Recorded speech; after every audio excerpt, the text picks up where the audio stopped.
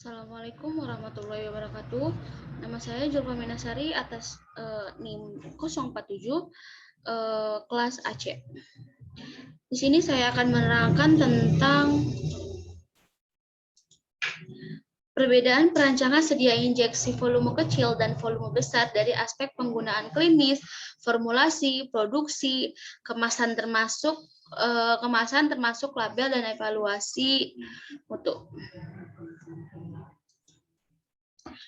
Yang pertama itu ada aspek penggunaan formulasi. Aspek formulasi ini adalah aspek formulasi injeksi. Yang pertama itu volume besar.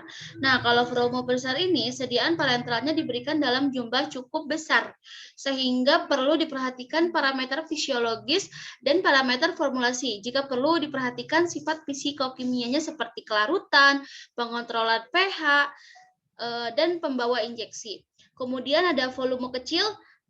Sedangkan dalam volume kecil ini pemilihan eksipien dan konsentrasinya berdasarkan studi preformulasi, seleksi dosis atau unit, dan volume larutan, seleksi kontainer atau penutup produk, penutupan suhu, penentuan waktu, pengeringan primer dan sekunder.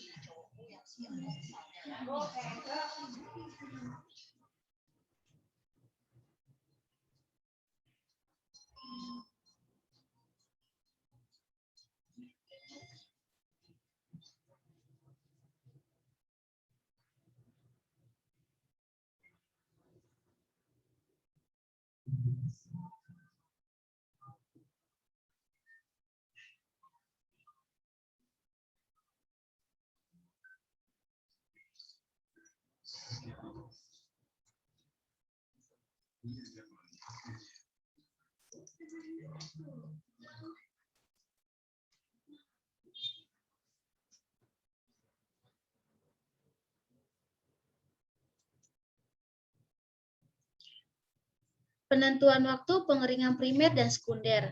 Nah, penentuan residu, kelembaban atau kehilangan selama pengeringan yang disebut dengan LOD. Konsistensi dengan stabilnya produk. Kemudian ada aspek farmakologi injeksi. Nah, di sini ada volume besar. Perlu diperhatikan dan dipertimbangkan kembali kadar larutan yang diberikan secara terapeutik, aktif, dan dalam bentuk yang tersedia, serta dampak biokimia pada tubuh injeksi. Kemudian ada volume kecil. Nah, volume kecil ini perlu diperhatikan dan dipertimbangkan kadar yang dibutuhkan oleh tubuh sehingga mencapai efek terapeutik yang diinginkan. Kemudian ada aspek pengemasan injeksi. Terdapat volume besar memperhatikan kualitas, cara pengujiannya, spesifikasi kontainer atau wadah, reaksi antara larutan dengan wadah dan cahaya harus dinyatakan pada label dan leaflet sediaan. Kemudian ada volume yang kecil. Nah, volume kecil ini penentuan residu kelembaban atau kehilangan selama pengeringan atau disebut LOD. Nah, di sini produksi volume besar dan produksi volume kecil. Kemudian ada evaluasi injeksi. Pada evaluasi volume besar, perubahannya itu ada perubahan warna, pembentukan suatu endapan, perubahan pH atau penetapan kadar, tidak boleh ada pengawet atau agen antimikroba dalam larutan infus, serta aspek pengemasan yang harus non-reaktif dan melindungi larutan selama self-life injeksi. Kemudian pada evaluasi injeksi volume kecil, penggunaan pengawet dalam konsentrasi yang ditentukan, yaitu ada uji kebocoran, uji integritas penyaringan, uji kecepatan melarut, yaitu pada waktu rekonstitusi. Nah, cukup sekian yang bisa saya sampaikan. Kurang lebihnya mohon maaf. Wassalamualaikum warahmatullahi wabarakatuh.